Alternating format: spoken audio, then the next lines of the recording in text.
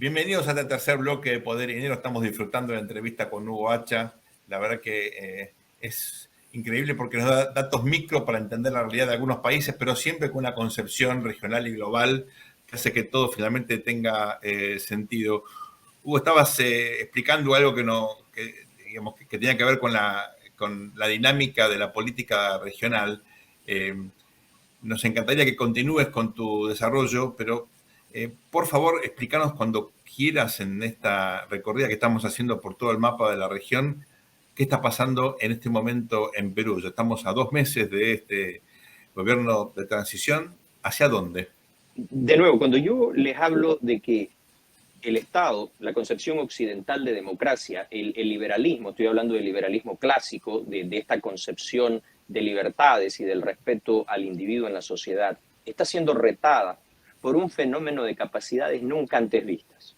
Y cuando hablamos de Putin o hablamos de Lula o vamos descendiendo y vamos a Castillo o en apariencia en el orden de importancia geoestratégica o geopolítica, Evo Morales, a veces nos perdemos al no reconocer los factores en común.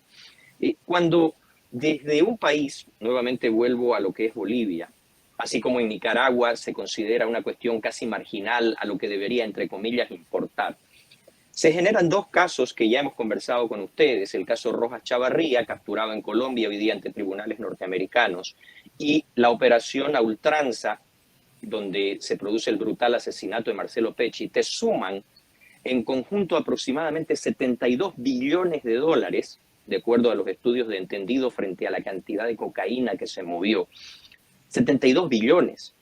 72 billones que han llegado a tocar, vuelvo a reiterar, las arcas de un Irán que ya está tan afianzado en la región que plantea el cruce de dos de sus navíos de guerra, el Macrán y la Dinah, por el canal de Panamá, de una China que ya básicamente va contratos en mano, ofreciendo financiamiento, replicando a una escala macro lo que fue Odebrecht. Atento a lo que te estoy diciendo, ya Odebrecht fue el esquema global más significativo de la historia de Occidente, no solo en función a una corrupción clásica, sino de lavado y colocación de capitales del ilícito, que te cambió la cara político-administrativa de la región y del África, sino que estamos hablando de algo que es capaz de plantearte la ruptura de un Estado. Evo Morales en el Perú, para abordar tu pregunta, está planteando la secesión del sur del Perú frente a la posibilidad del fracaso de la tentativa de toma del poder, a donde ya no les importa que Boluarte sea una izquierdista de credenciales impecables. Eso se ha arrojado al basurero de la historia.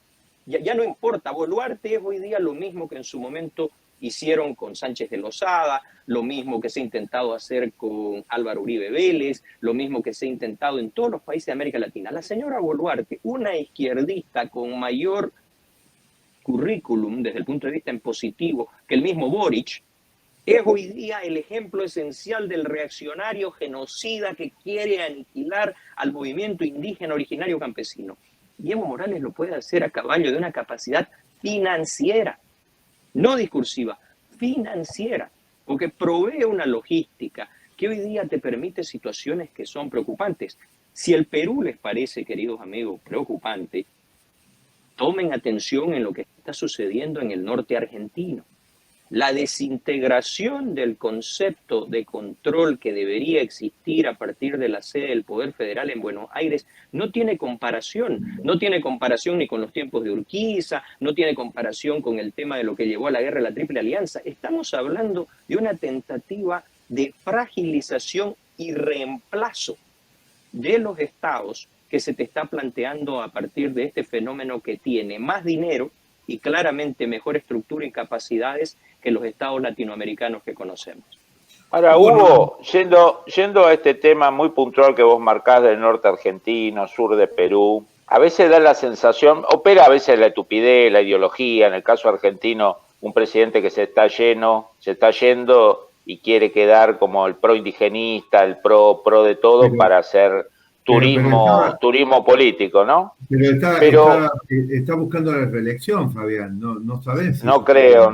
Yo creo que su sueño es ser un Samper o un Zapatero 2 financiado por Venezuela para recorrer el mundo. Pero bueno, más allá de estos presidentes que, bueno, démosle la tierra a este, démosle la tierra al otro, que la provincia se aleje, esta idea de ya no me interesa la consolidación nacional del país porque estoy en otro juego o no lo veo. También opera la estupidez, la ignorancia, un montón de factores. Pero esta idea de los estados débiles, fragmentados, al menos hasta que la izquierda y el narcotráfico tome el poder, es altamente funcional a la toma del poder posterior y mientras tanto a la operación de organizaciones ilícitas, ¿no? Esta idea de fragmentamos acá, rompemos acá, fisuramos acá. Tiene una lógica, lo que Guillermo O'Donnell llamaba las zonas marrones, ¿no? Zonas sin ley. Después, si se asalta el poder, el sistema vuelve a cohesionar todo a fuerza de fusilamiento y de persecución. Esto que un amigo en común, querido Fabián, el doctor David Elliott Spencer, llama la generación de la transición conveniente, es exactamente una de estas etapas.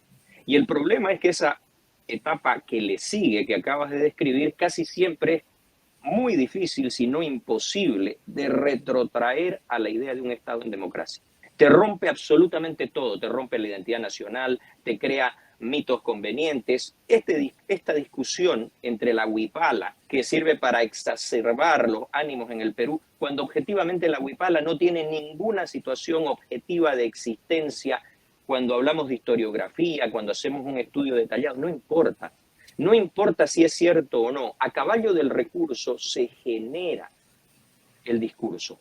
Y eso es complicado. Y eso es lo que no queremos entender. Pero no lo queremos entender no solo en Buenos Aires, no lo queremos entender en Bruselas, no lo queremos entender en Washington, no lo queremos entender en Berlín. Y aquí estamos con Putin avanzando sobre Ucrania, con Ortega Murillo permitiéndose el, entre comillas, lujo de entregar a lo que debería ser una oposición formal, con Maduro resolviendo el tema del gobierno de transición de un plumazo, con Arce haciendo olvidar lo que está sucediendo a partir del fenómeno e inclusive negociando una especie de tregua político-financiera con Evo Morales, mientras que Yanine Áñez y Luis Fernando Camacho languidecen en la cárcel.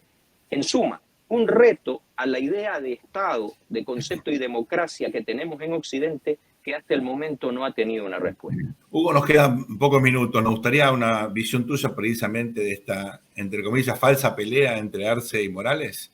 Durante algún tiempo, bueno, la prensa focalizó en eso y efectivamente, aparentemente, hay ahora un principio de solución. ¿Es así?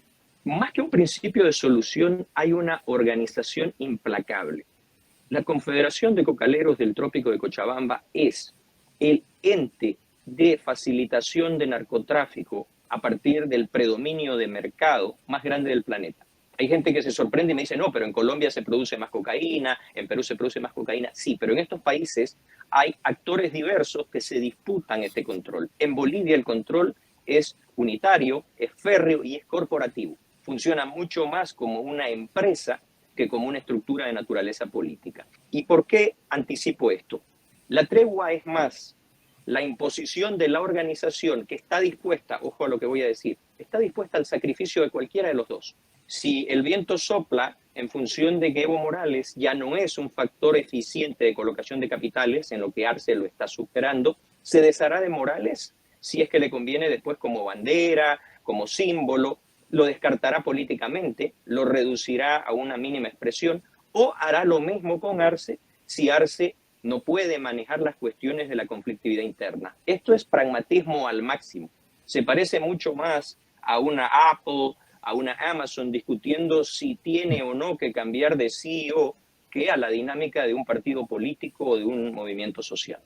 Fabi, la última pregunta. Hugo, en el tema de Perú yo creo que es una batalla clave porque ya no quedan muchos más países que tenían estabilidad económica. Los comentarios que me llegan es que las Fuerzas Armadas están meditando qué hacer, están poniendo los pros y los contras. Creo que han visto lo que pasó en Chile, han visto lo que pasó en Colombia, han visto lo que pasó en Brasil y al parecer la idea de la neutralidad extrema y la pulcritud extrema del control civil objetivo que Estados Unidos en los últimos 30 años tanto ha predicado, no está dando buenos resultados, digamos, ¿no? O sea, hay actores anticonstitucionales que no son las Fuerzas Armadas, el Poder Judicial, la izquierda, el narcotráfico. ¿Qué pensás que va a pasar? Esa es una ecuación peligrosa, y el problema está de que desde la perspectiva de las Fuerzas Armadas puede parecer atractivo, inclusive conveniente, observar el ciclo, esperar a su agotamiento y ser el árbitro de la preservación de una democracia. Esa es una ficción placentera. Hay un estudio que... Sí. Nos hemos quedado sin tiempo, lamentablemente.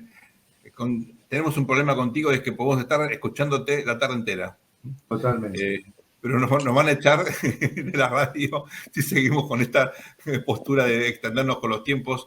Te agradecemos muchísimo tu intervención y, por supuesto, tienes este micrófono abierto para cuando desees volver a estar con nosotros. No se vayan, en un ratito volvemos con más Poder y Dinero.